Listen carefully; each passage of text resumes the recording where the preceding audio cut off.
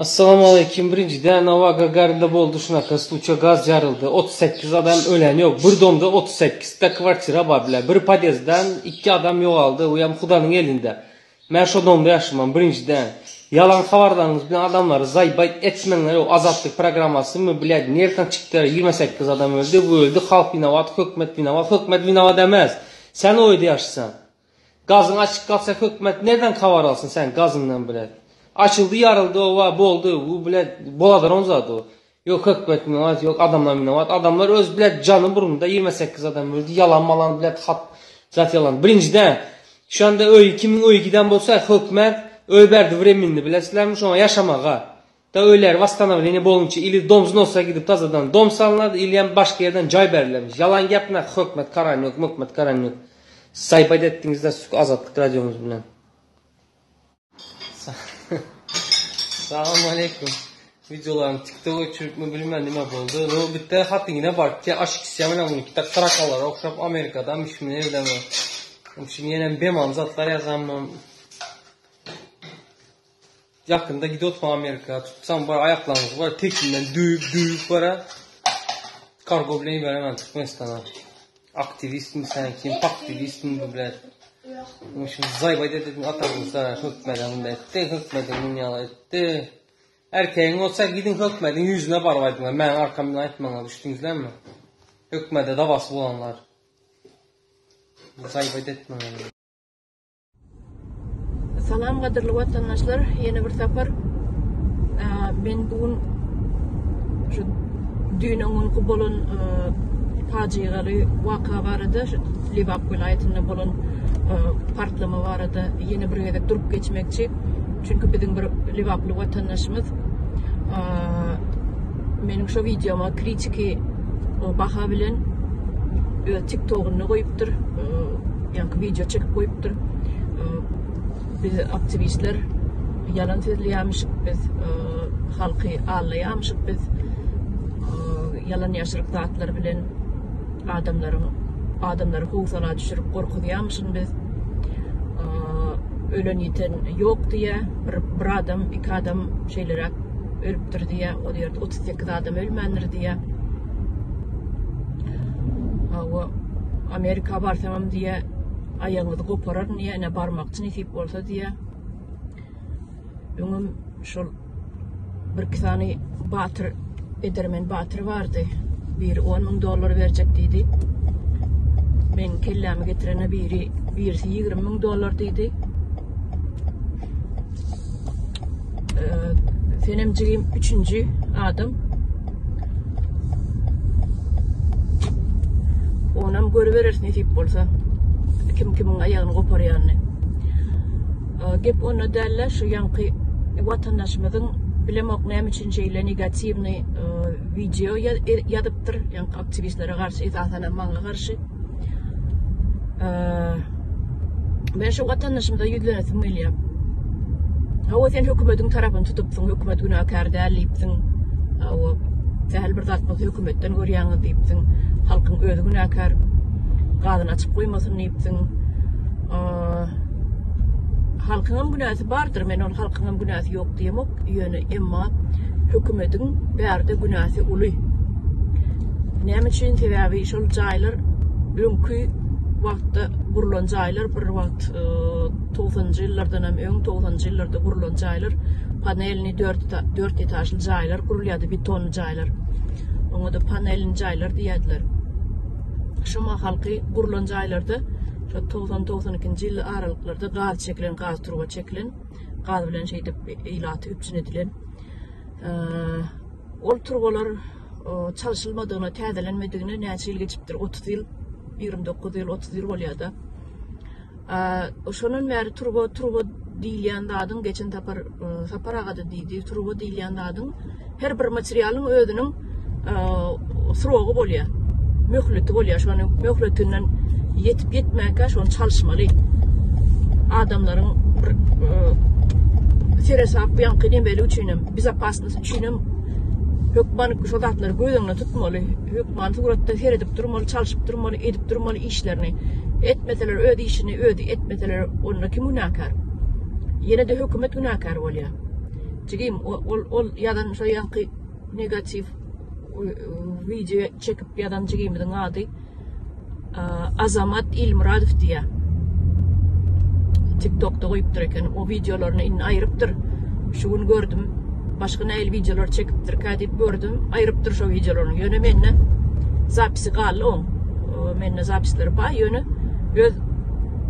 Kanalından ayırıptır TikTok'ta kanalından. Yani şu azamatçı gibi sana yüzleniyor men. Logический мышление deyip birdat bu adamda.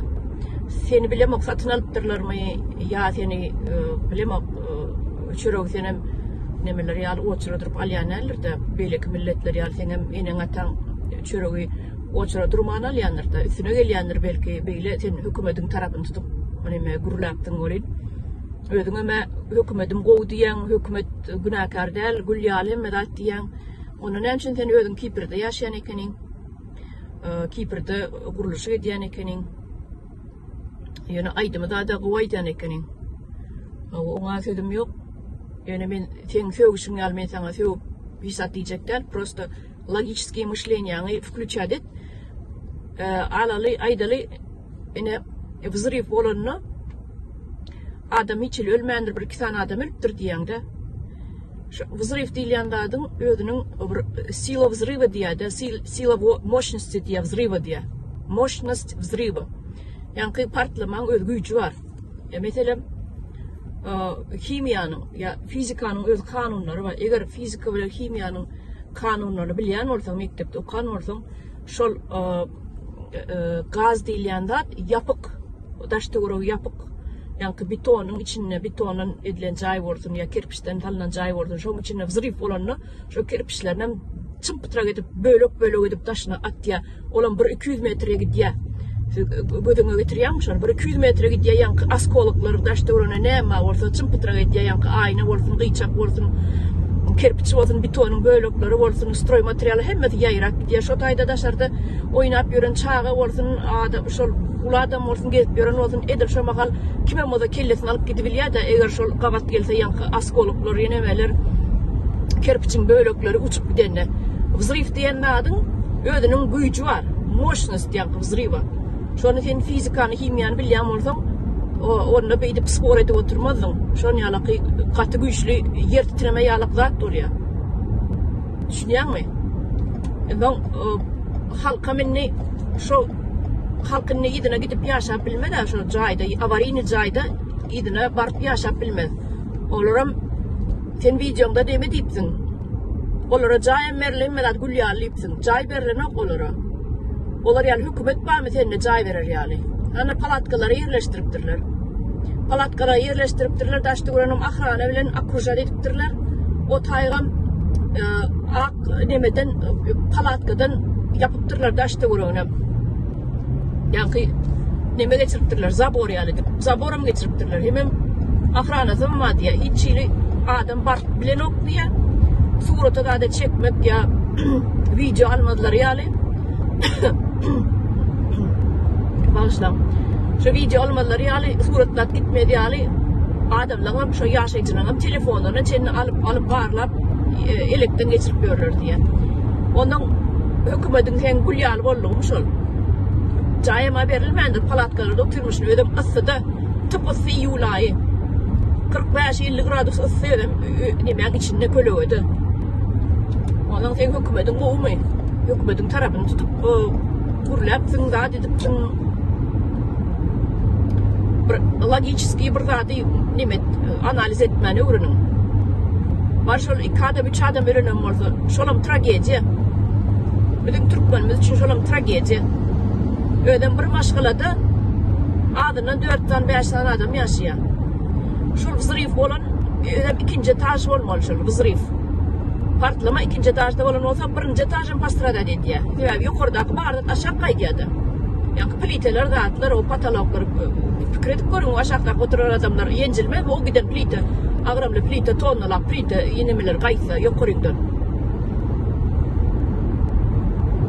o komşu paketlerin aynaları çeni pül olup durur suratlarını görün okmayın ondan şu tanışlamadan birine şu levaplı bir coğrası yazıp durur Şu padiyede çoram yaşayadı diye 7 tane adam diye maşgalasında 7 adam birsem diri almadı diye çiğdip yazdır. Bir adam maşgalasından diri almanır. Şu padiyede yaşayan iken öyle. Buna ne mi diyecek? Azamatçı gibi. Buna ne mi diyecek? Yine bir gürleme liseler çıkıp gürleye veriyorsunuz. Hükümetin sen gülüyal olsa sen Kipr'de ne bir şey diyen.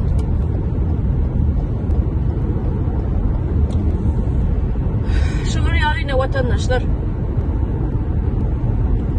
Bilemok ne için milletin karşısına, halkın karşısına gitmek ne hemen gerek. Bir ödüne negatifini neme yazdırıp, komentarı yazdırıp adamların arasında ödüne bir negatifini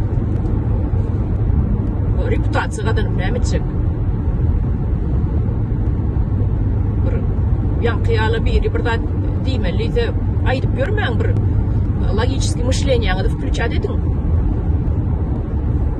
Yankı elementarlı взрыв, gazın взрывı mesela öğünde gaz çıkıp durmuyor. Senin işten gelin, o vakan bulan vakasam 6 ile 7'nin arasında olup dur. İşte hemmelen işte gelen vakti. Gaz çıkıp durma öğünde. Senin işten gelin öğünde de adam bağır yok, tapal yok. Yok, misal için öğünde adam yok olsa da giriyen hen.